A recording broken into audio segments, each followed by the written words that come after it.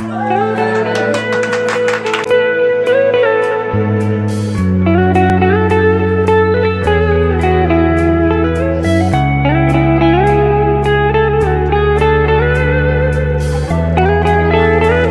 ನಮಸ್ತೆ, welcome back to my YouTube channel. ಇನ್ನೂ ಯಾರಾದರೂ ನನ್ನ ಚಾನಲ್ನ ಸಬ್ಸ್ಕ್ರೈಬ್ ಮಾಡ್ಕೊಳ್ದೆ ನೋಡ್ತಾ ಇದ್ರೆ ದಯವಿಟ್ಟು ಸಬ್ಸ್ಕ್ರೈಬ್ ಮಾಡಿಕೊಂಡು ಪೂರ್ತಿ ವಿಡಿಯೋ ನೋಡಿ ಸಪೋರ್ಟ್ ಮಾಡಿರಿ. ನಾವು ಹಾಸ್ಪಿಟಲ್ಗೆ 26ಗೆ ಬಂದಿದ್ವಿ, ಡೆಲಿವರಿ ಆಗ್ತದೆ ಅಂತ ಹೇಳಿ. ಬಟ್ 26 27 2 ಡೇಸ್ ವೇಟ್ ಮಾಡಿದ್ರು, ಡೆಲಿವರಿ ಆಗಲಿಲ್ಲ. 28ಕ್ಕೆ ಡೆಲಿವರಿ ಆಯಿತು. ಇವತ್ತಿಗೆ ಡೆಲಿವರಿ ಆಗಿ 4 ದಿನ ಆಗೈತಿ. ಸೊ ಡಿಸ್ಚಾರ್ಜ್ ಅದ. ಹಾಗಾಗಿ ನಮ್ಮ ಹಸ್ಬೆಂಡ್ ಅವರು ಚಿನ್ನನ್ ಕರ್ಕೊಂಡು ಮನೆಗೆ ಹೋಗಿದ್ದಾರೆ. ಸ್ನಾನ ಅದು ಮಾಡಿಕೊಂಡು ಬರ್ತೀನಿ ಅಂಥೇಳಿ. ಮತ್ತು ಆಂಟಿ ಕೂಡ ರೆಡಿಯಾಗಿ ಬರ್ತೀನಿ ಅಂಥೇಳಿ ಮನೆಗೆ ಹೋದರು. ನಾನು ಮಮ್ಮಿ ಇಬ್ಬರೇ ಇದ್ದೀವಿ. ಪಾಪು ಅಳಾತದ ನೋಡ್ರಿ, ಸುತ್ತಿ ಕೊಡಾಕತ್ತಿದ್ರು ಅವ್ರು, ಹಾಗಾಗಿ ಅಳಾತಿತ್ತ. ಇವತ್ತು ನಮ್ಗೆ ಡಿಸ್ಚಾರ್ಜ್ ಅದ ಅಂತ ಹೇಳಿ ಗೊತ್ತಿಲ್ಲದೆ ನಮ್ಮ ಊರಿಂದ ನಮ್ಮ ಅಣ್ಣ, ವೈನಿ, ಅವ್ರ ಮಗ ಮತ್ತು ನಮ್ಮ ದೊಡ್ಡಮ್ಮ ಬಂದಿದ್ದಾರೆ ನೋಡ್ರಿ. ಅವ್ರು ಬಂದು ಸ್ವಲ್ಪ ಹೊತ್ತಾಗಿತ್ತು. ಮತ್ತು ಡಾಕ್ಟರ್ ಅದು ಹೇಳಿದ್ರು ಜಾಂಡೀಸ್ ಚೆಕ್ ಮಾಡಿಸ್ಕೊಂಡು ಬರ್ಬೇಕು ಅಂತ ಹೇಳಿ. ಹಾಗಾಗಿ ನನಗೆ ಹೋಗೋಕ್ಕಾಗಲಿಲ್ಲ. ಸೊ ನಮ್ಮ ವೈನಿ ಬಂದಿದ್ರಲ್ಲ, ನಾನು ಹೋಗಿ ಬರ್ತೇನೆ ಅಂತ ಹೇಳಿ ಪಾಪುನ ಎತ್ಕೊಂಡು ಮಮ್ಮಿನ ಕರ್ಕೊಂಡು ಹೋಗಿ ಬಂದರು. ಸೊ ಬಂದ ಕೂಡಲೇ ಹೇಳತ್ತಿದ್ರು ಪಾಪು ಭಾಳ ಅಳಾಕತ್ತಿತ್ತು ಅಂತ ಹೇಳಿ. ಅದಕ್ಕೆ ನಾ ಕೇಳತ್ತಿದ್ನಿ ಎಲ್ಲಿಂದ ಬ್ಲಡ್ ತೊಗೊಂಡ್ರು ಅಂತ ಹೇಳಿ. ಅದು ಅವರೆಲ್ಲ ಹೇಳೋದು ನೋಡಿ ನನಗೂ ಬೇಜಾರಾಯ್ತು. ನಾವು ಹಾಸ್ಪಿಟಲ್ ಒಳಗೆ ಇರಬೇಕಾದ್ರೆ ನಮ್ಮ ಹಸ್ಬೆಂಡ್ ಅವರು ರೆಡಿಯಾಗಿ ಬರ್ತೇನೆ ಅಂತ ಹೇಳಿಬಿಟ್ಟು ಇಲ್ಲಿ ಏನೇನೋ ಪ್ಲಾನ್ ಮಾಡಿಕೊಂಡು ಪ್ರಿಪ್ರೇಷನ್ ಸ್ಟಾರ್ಟ್ ಮಾಡಿದ್ದಾರೆ ನೋಡ್ರಿ. ಅಂದ್ರೆ ನಮ್ಮ ಬೇಬಿ ಫಸ್ಟ್ ಟೈಮ್ ಮನೆಗೆ ಬರಾಕತ್ತದ, ಹಾಗಾಗಿ ವೆಲ್ಕಮ್ ಮಾಡ್ಬೇಕಂತ ಹೇಳಿ ಎಲ್ಲ ಪ್ರಿಪ್ರೇಷನ್. ಇಲ್ಲಿ ಒಂದು ಮತ್ತು ಈಶ್ವರಿ ರಂಗೋಲಿ ತೆಗಿಯಾಕತ್ತಾರ. ಸೊ ನಮ್ಮ ಹಸ್ಬೆಂಡ್ ಅವರು ನನ್ನ ಬೇಬಿ ವೆಲ್ಕಮ್ ಮಾಡೋ ಇದ್ರೊಳಗೆ ನಂದು ಕೂಡ ಒಂದಷ್ಟು ಪಾಲಿರಲಿ ಅಂತ ಹೇಳ್ಬಿಟ್ಟು ರಂಗೋಲಿ ತೆಗಿಯಾಕ ಹೆಲ್ಪ್ ಮಾಡಾಕತ್ತಾರ ನೋಡ್ರಿ. ಅಂದ್ರೆ ಕೈ ಜೋಡ್ಸಾಕತ್ತಾರ ಅಂತ ಹೇಳ್ಬೋದು. ಏನಂದ್ರೆ ನಾವು ಮುಂಚೆನ ಪ್ಲಾನ್ ಮಾಡ್ಕೊಂಡಿದ್ವಿ ಬೇಬಿ ವೆಲ್ಕಮ್ಗೋಸ್ಕರ ಡೆಕೋರೇಷನ್ ಅದು ಮಾಡ್ಬೇಕಂತ ಹೇಳಿ. ಬಟ್ ಇದೇ ಥರ ಮಾಡಬೇಕು ಅದೇ ಥರ ಮಾಡ್ಬೇಕಂತ ಹೇಳಿ ಯಾವುದೇ ರೀತಿ ಐಡಿಯಾ ಅದು ಮಾಡ್ಕೊಂಡಿರಲಿಲ್ಲ. ಏನಂದ್ರೆ ನಮ್ದೊಂದು ಡ್ರೀಮ್ ಅಂತಾನೆ ಹೇಳ್ಬೋದು, ನಂದು ಮತ್ತು ನಮ್ಮ ಹಸ್ಬೆಂಡ್ ಅವ್ರದ್ದು. ಯಾಕಂದ್ರೆ ನಮ್ಮ ಚಿನ್ನನ್ ಟೈಮ್ ಒಳಗೆ ಈ ಥರ ಎಲ್ಲ ಏನೂ ಮಾಡೇ ಇಲ್ಲ ನಾವು. ಹಾಗಾಗಿ ಅವಾಗೆಲ್ಲ ಏನೆಲ್ಲ ಮಾಡಿಲ್ಲ, ಇವಾಗ ಏನೇನೆಲ್ಲ ಮಾಡಬಹುದು ಅದೆಲ್ಲ ತಿಳ್ಕೊಂಡ್ಬಿಟ್ಟು ನಾವು ನಮ್ಮ ಆಸೆ ಅಂತೆ ವೆಲ್ಕಮ್ ಮಾಡಕ್ಕಂತ ಹೇಳಿ ಎಲ್ಲ ಇದು ಮಾಡ್ಕೊಂಡಿದ್ವಿ.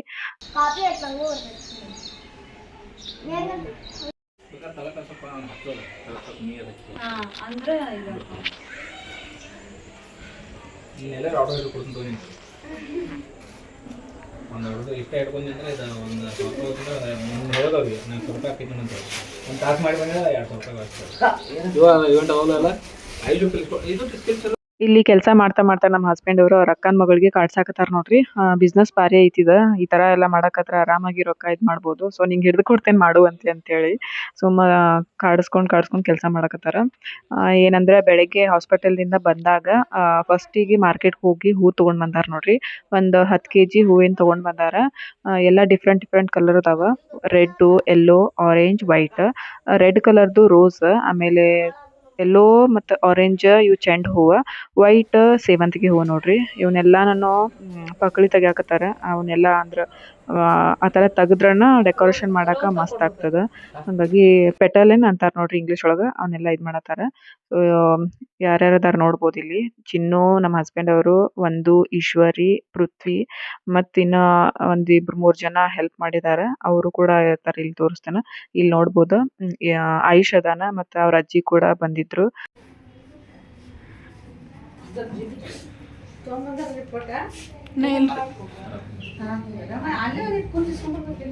ಇದು ಹಳಾತಿತ್ತಲ್ಲ ತಗೊಂಡು ಯಾರು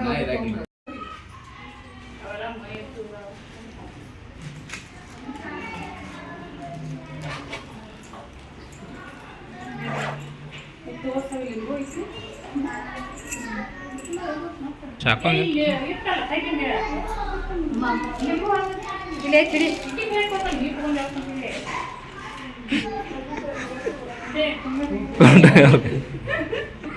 ಮುದುಕಲ್ಲಿ ಕೊಡ್ಬೇಕಂತೇಳಿ ನೀ ಚೀರ್ಗಡಂಗ ಎಷ್ಟು ಚೀರ್ತಾರ ಅಂತಾರ.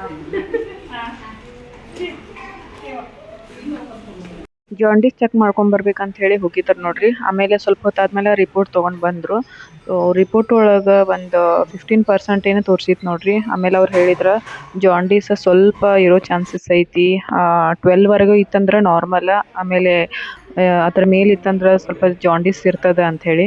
ಬಟ್ ನಾವು ಮನೆಯೊಳಗೆಲ್ಲ ಈ ಥರ ಪ್ರಿಪ್ರೇಷನ್ ಮಾಡಿದೇವ್ರಿ. ಮತ್ತು ಹೆಂಗೆ ಮಾಡೋದು ಅಂದ್ಕೂಡ್ಲೆ ಅವ್ರು ಇರಲಿ ಇವತ್ತೊಂದು ದಿನ ಹೋಗ್ರಿ, ಪಾಪ ನೀವು ಏನೇನೆಲ್ಲ ಅನ್ಕೊಂಡಿರ್ತೀರಿ, ಆಸೆ ಇಟ್ಕೊಂಡಿರ್ತೀರಿ, ಅದೆಲ್ಲ ಮುಗಿಸ್ಕೊಂಡು ಬೇಕಾದ್ರೆ ನಾಳೆ ಬಂದು ಮತ್ತೊಮ್ಮೆ ಭೇಟಿ ಆಗ್ರಿ ಅಂತ ಹೇಳಿ ಕಳಿಸಿದ್ರು. ಈಗ ಕಾಣಕತ್ತ ನೋಡ್ರಿ, ಹಂಗಲ್ಲ ನಾರ್ಮಲ್ ಕಾಣತಿದ್ದಿಲ್ಲ.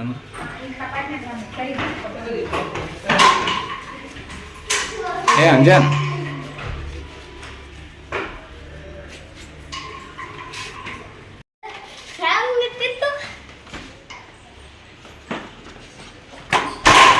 ಅಂಜನ್ ಬಿಡು, ನೀನು ಬಿಡು.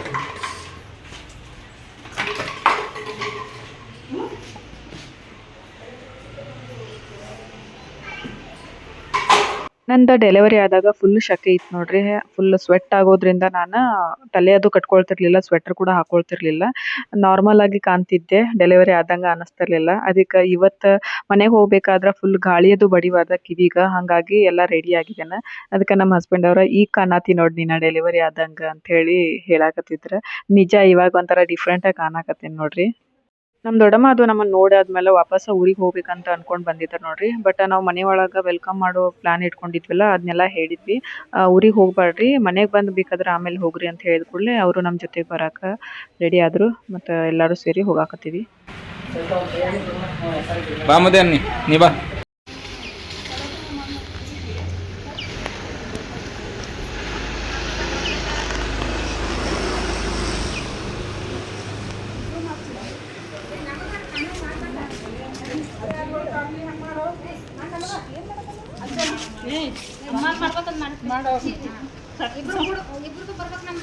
ಹಂಗೆ ಮಾಡು.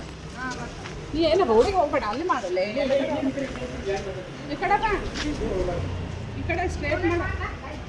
ಈ ಕಡೆ ಬಾ, ಈ ಕಡೆ ಬಾ, ಈ ಸೈಡ್ ತಗೋ. ಹಾಂ ಮಾಡಿ ನೀ ಮಾಡ. ಅವನು ತೊಗೊಳಕ ನಾವು ಭಾಳ ಜನ ಇರೋದ್ರಿಂದ ಒಂದ ಗಾಡಿ ಒಳಗೆ ಹೋಗೋಕ್ಕಾಗಂಗಿಲ್ಲ ಅಂತ ಹೇಳಿ ಕಾರ್ ಒಳಗೆ ಒಂದಷ್ಟು ಜನ ಮತ್ತು ಆಟೋದಾಗ ಒಂದಷ್ಟು ಜನ ಹೋಗೋಣ ಅಂತ ಹೇಳಿ ಅಂದ್ಕೊಂಡು ಪ್ಲ್ಯಾನ್ ಮಾಡಿದ್ವಿ. ಆಮೇಲೆ ಈಗ ನಾವು ಬಾಣಂತಿ ಮತ್ತು ಪಾಪುನ ಕರ್ಕೊಂಡು ಮನೆಗೆ ಹೋಗ್ಬೇಕಾದ್ರೆ ನಮ್ಮ ಕಡೆ ಎಲ್ಲ ಹಂಗೆ ಹೋಗಂಗಿಲ್ಲ. 5 ಥರದ ಪಳಾರ ಅಂಥೇಳಿ ಕಿರಾಣಿ ಅಂಗಡಿ ಒಳಗೆ ಸಿಗ್ತದೆ, ಅದನ್ನು ತೊಗೊಂಡು ಬಂದಿರ್ತೀವಿ. ಸೊ ಅದನ್ನ ಇಳಿಸಿ ಒಗೆದ್ಬಿಟ್ಟು ಕಾರ್ ಹತ್ತೀವಿ. ಸೊ ಕಾರ್ ಹತ್ತಿದ ಕೂಡಲೇ ಹಂಗೆ ಹೋಗಂಗಿಲ್ಲ. ಮತ್ತು ಏನೇನು ಆಗ್ತದೆ, ಏನೇನು ಮಾಡ್ತೀವಿ ಅಂತ ಹೇಳಿ ತೋರಿಸ್ತೀನಿ ನೋಡ್ರಿ.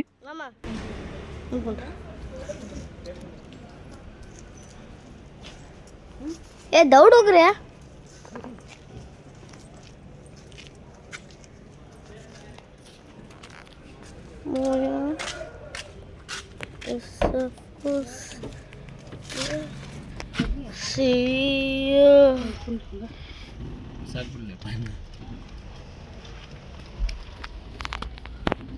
ನಿನಗೆ ಇಷ್ಟ ಇಲ್ಲ ಅಂಥದ್ದೆಲ್ಲ ಮಾಡಿ.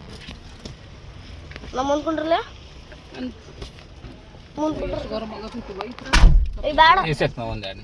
ಆಟೋಲ್ ಹೋಗ್ಲಿ. ಇಲ್ಲಿ ನೋಡ್ರಿ, ಅವಾಗಲೇ ಹೇಳಿದ್ನಲ್ಲ ಮತ್ತೇನು ಮಾಡ್ತೀವಿ ಹೇಳ್ತೇನೆ ಅಂತ ಹೇಳಿ. ಸೊ ಕಾರ್ ಗಾಡಿ ಒಳಗೆ ನಾವು ಹಾಸ್ಪಿಟಲ್ ಒಳಗೆ ಏನು ಹತ್ತಿದ್ವಲ್ಲ ಅಲ್ಲಿಂದ ಶುರು ಆಗ್ತದೆ. ಸೊ ಸ್ವಲ್ಪ ನಾವು ಬಿಟ್ಕೊಂಡು ಬರ್ಬೇಕಾಗ್ತೈತಿ. ಎಲ್ಲಾನು ಒಮ್ಮೆ ಚೆಲ್ಲಬಾರ್ದು.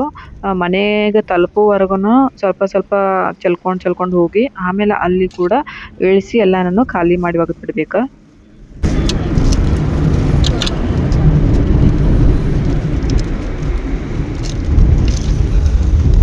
2 ಗಂಟೆಗೆ ಹಾಸ್ಪಿಟಲ್ನಿಂದ ಜಾಗ ಬಿಟ್ಟಿದ್ವಿ ನೋಡ್ರಿ. ಮನೆಗೆ ಬಂದು ರೀಚ್ ಆಗ್ಬೇಕಂದ್ರೆ 2:30 ಆಯ್ತು. ಮಧ್ಯಾಹ್ನ ಫುಲ್ ಬಿಸಿಲಿತ್ತು ಮತ್ತು ವಾತಾವರಣನೂ ಒಂಥರ ಏರಿಯಾ ಸೈಲೆಂಟ್ ಅನ್ಸಾಕತ್ತಿತ್ತು. ಇಲ್ಲಿ ನೋಡ್ಬೋದು ಎಷ್ಟು ಚೆನ್ನಾಗಿ ಡೆಕೋರೇಷನ್ ಮಾಡಿದ್ದಾರೆ. ಇವರೆಲ್ಲ ಈಗ ನಮ್ಮ ಬೇಬಿನ ವೆಲ್ಕಮ್ ಮಾಡೋಗೋಸ್ಕರ ಕಾಯ್ತಾ ಇದ್ದಾರೆ. ನಮ್ಮ ಪಾಪು ಕಾರ್ ಒಳಗೆ ಟ್ರಾವೆಲ್ ಮಾಡ್ಬೇಕಾದ್ರೆ ಆರಾಮಾಗಿ ಮಲ್ಕೊಂಡಿತ್ತು ನೋಡ್ರಿ. ಇವಾಗ ಕಾರ್ ಇಳಿದ ತಕ್ಷಣ ಫುಲ್ ಅಳಕ್ಕೆ ಸ್ಟಾರ್ಟ್ ಮಾಡಿತ್ತು.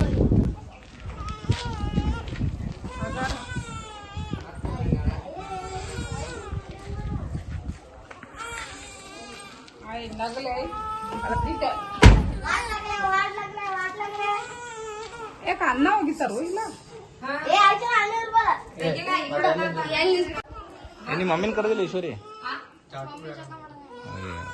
ಇಲ್ಲಿ ಬರ್ರಿ ಮುಂದೆ ಬರ್ರಿ ನಾ ಬೇಡ ನಡೀತಿತ್ತು ನಾನು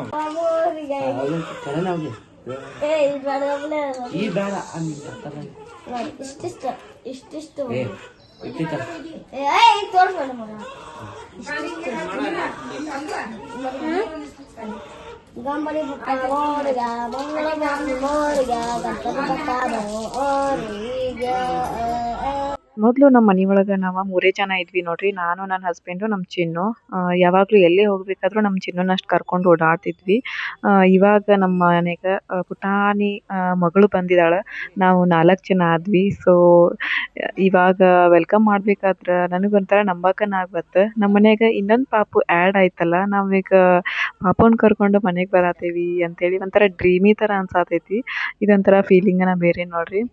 ನಮ್ಮ ಚಿನ್ನನ ನೋಡಿ ಸಡನ್ ಆಗಿ ಒಂದು ಪಾಪು ಕೈಯೊಳಗೆ ಹಿಡ್ಕೊಂಡಾಗ ನಂಬಕ್ಕಾಗದೇ ಇರೋವಂಥ ಖುಷಿ ಅಂತಲೇ ಹೇಳ್ಬೋದು.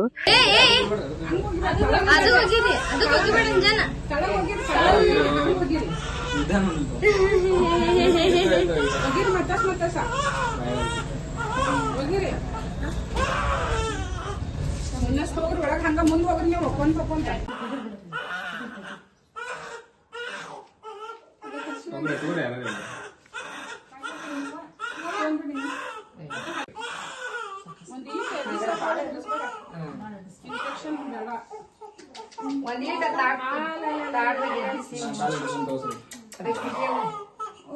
ಮ್ಯಾಲ ಇಟ್ಟಿರ್ತಮ್ಮ ಅದ್ಲಿ ಅಭಿಷೇಕ್ ಅದು ಬೇಡ ಮ್ಯಾಲ ಅಭಿಷೇಕ್ ಚಿತ್ತಮ್ಮ ಇದನ್ನ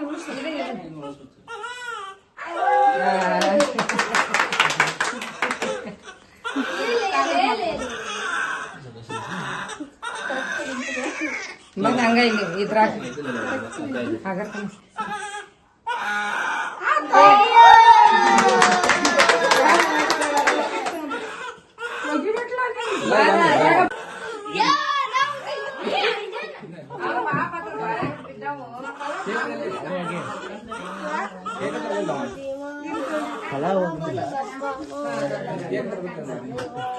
ನಿಮ್ಮಕ್ಕ ನಿಮ್ಮ ಅಮ್ಮಗ ಸಸಿ